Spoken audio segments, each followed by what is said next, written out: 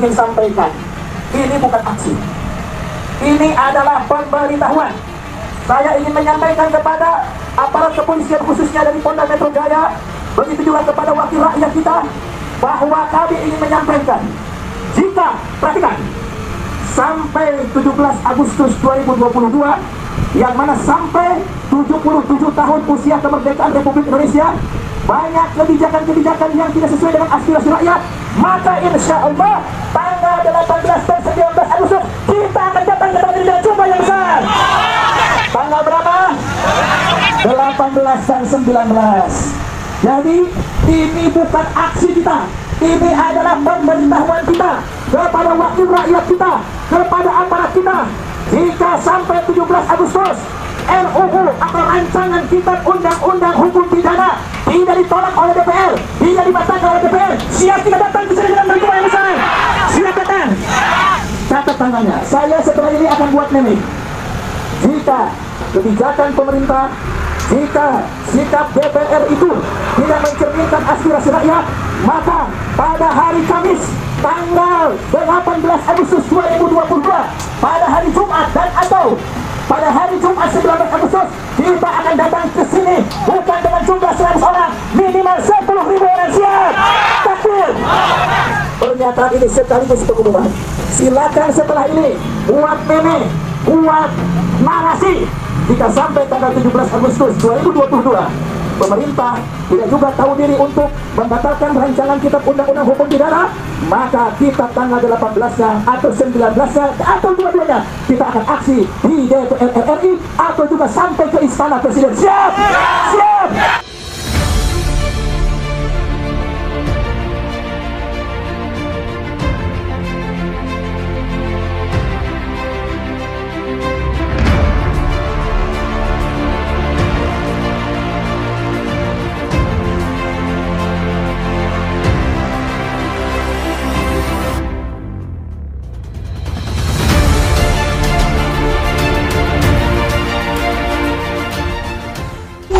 Assalamualaikum warahmatullahi wabarakatuh.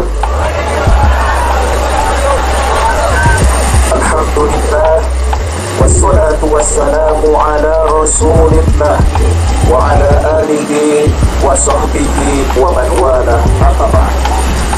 Segala puji mutlak bagi Allah Subhanahu wa ta'ala.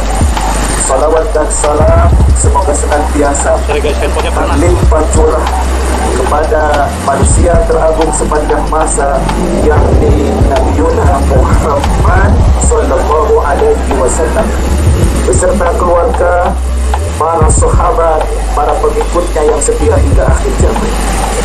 Saudara-saudaraku yang sama-sama menginginkan negeri ini menjadi lebih baik, alhamdulillah pada pagi menjelang siang ini kita dapat berkumpul di depan gedung DPR MPR RI. Gedung yang ada di depan Bapak Ibu sekalian adalah gedung wakil rakyat, yang mana wakil rakyat itu mempunyai tugas. Di antaranya tugas wakil rakyat itu membuat undang-undang yang dengan undang-undang itu dapat mensejahterakan rakyat Indonesia. Wakil rakyat itu punya tugas untuk membuat undang-undang yang mana dengan undang-undang itu dapat dipastikan negara yang kita cintai, negara kesatuan Republik Indonesia, terjaga kedaulatannya, saudara-saudara sekalian. Wakil rakyat kita mempunyai tugas untuk membuat undang-undang untuk memastikan setiap warga negara mendapatkan haknya. Namun kita saksikan dalam beberapa waktu terutama yang dekat ini banyak sekali peraturan-peraturan undang-undang yang dilahirkan oleh DPR RI bukan saja tidak mencerminkan aspirasi rakyat, tapi juga justru membuat rakyat Indonesia menjadi sengsara. Betul tidak? Wakil rakyat kita bukan hanya tidak membuat undang-undang yang dapat menjaga kedaulatan, bahkan banyak sekali peraturan undang-undang di negeri ini yang memberi ruang kepada asing dan asing untuk mengeksploitasi negeri kita. Betul tidak? Selanjutnya, wakil rakyat kita mempunyai tugas, yaitu menjadi kepanjangan lidah rakyat Indonesia untuk mengawasi untuk mengontrol setiap kebijakan pemerintah Republik Indonesia. Betul tidak? Siapa pemerintah Republik Indonesia? Dalam hal ini adalah presiden dan wakil presiden yang dibantu oleh para menteri. Maka seharusnya, sejatinya, wakil rakyat kita, DPR kita berada di garda terdepan untuk mengontrol, mengawasi setiap kebijakan dari Presiden Republik Indonesia. Betul tidak? Sehubungan dengan itu, pemerintah sekarang sudah berlangsung kurang lebih berapa tahun? Berapa tahun? Dari 2014, sekarang 2022, hampir 8 tahun. Betul tidak? Saya tanya, sejak pemerintahan yang sekarang 8 tahun, kondisi negara kita menjadi lebih baik atau menjadi lebih buruk? Saya tanya, selama 8 tahun ini, negara kita menjadi lebih baik atau memprihatinkan? Kalau kebijakan pemerintah, kebijakan presiden tidak sesuai dengan apa yang menjadi cita-cita para pendiri negara ini, siapa yang seharusnya menjadi garda terdepan untuk mengontrol kebijakan presiden? Siapa? Tunjuk gedungnya. Siapa? Siapa? Namun kita saksikan, wakil rakyat kita mingkem. Tahu artinya mingkem? Bahkan bukan hanya mingkem, bisa jadi justru menjadi kacungnya eksekutif. Betul tidak? Saya ingin sampaikan, ini bukan aksi, ini adalah pemberitahuan. Saya ingin menyampaikan kepada aparat kepolisian khususnya dari Polda Metro Jaya, begitu juga kepada wakil rakyat kita, bahwa kami ingin menyampaikan, jika, perhatikan, sampai 17 Agustus 2022, yang mana sampai 77 tahun usia kemerdekaan Republik Indonesia, banyak kebijakan-kebijakan yang tidak sesuai dengan aspirasi rakyat, maka insya Allah tanggal 18 dan 19 Agustus kita akan datang ke tempat ini dengan jumlah yang besar. Tanggal berapa? 18 dan 19. Jadi ini bukan aksi kita, ini adalah pemberitahuan kita kepada wakil rakyat kita, kepada aparat kita. Jika sampai 17 Agustus RUU atau rancangan kitab undang-undang hukum pidana tidak ditolak oleh DPR, tidak dibatalkan oleh DPR, siap kita datang ke sini dengan berjumlah yang besar. Siap datang. Catat tanggalnya. Saya setelah ini akan buat meme.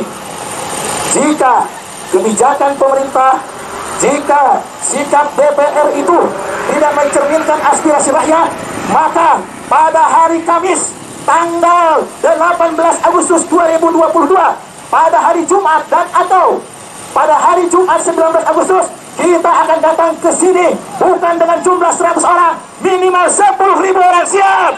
Takbir. Pernyataan ini sekaligus pengumuman. Silakan setelah ini buat meme, buat narasi.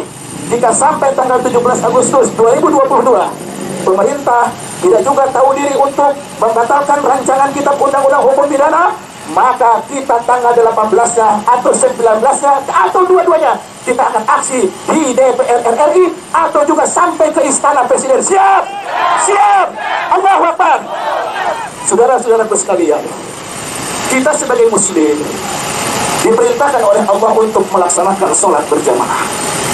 Sholat itu adalah pemisah antara orang yang beriman dengan orang kafir. Sholat itu ada aturan mainnya, ada imam, ada makmum. Namun sungguh pun di dalam sholat itu begitu sakral. Apabila imam keliru dalam membaca surat, maka kewajiban makmum seperti apa? Mengingatkannya. Apabila imam lupa jumlah rakaat atau gerakan sholat, maka makmum juga harus mengingatkannya. Dalam sholat saja, ketika imam salah, imam keliru, kita harus mengingatkan.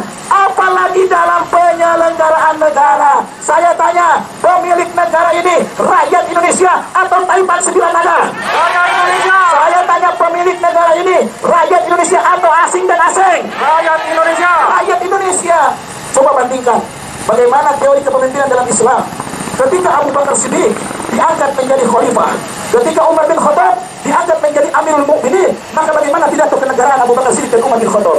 Kata Abu Bakar Siddiq, kata Umar bin Khattab, saya diamanai untuk menjadi Amirul Mukminin. Kalau saya kebijakannya benar, dukung.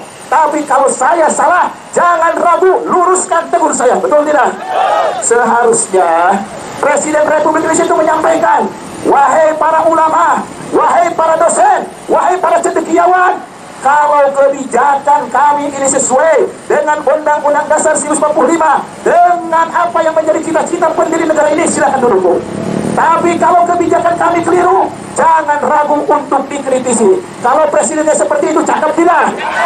Ini malah mau mengkriminalisasi. Di dalam draft RKUHP ini terdapat pasal-pasal yang berpotensi bermasalah. Kalau ada rakyat Indonesia mengkritik pemerintah, kemudian pemerintahnya tidak suka, maka dia bisa melakukan apa saja terhadap yang mengkritiknya karena dianggap mengganggu kehormatan dan martabatnya. Banyak sekali rancangan ini yang tidak sesuai dengan cita-cita pendiri negara ini. Oleh karena itu, kami ingin menegaskan, angkat tangannya. Ikuti kata-kata saya, angkat tangannya untuk poin 1. Kami rakyat Indonesia menolak rancangan kitab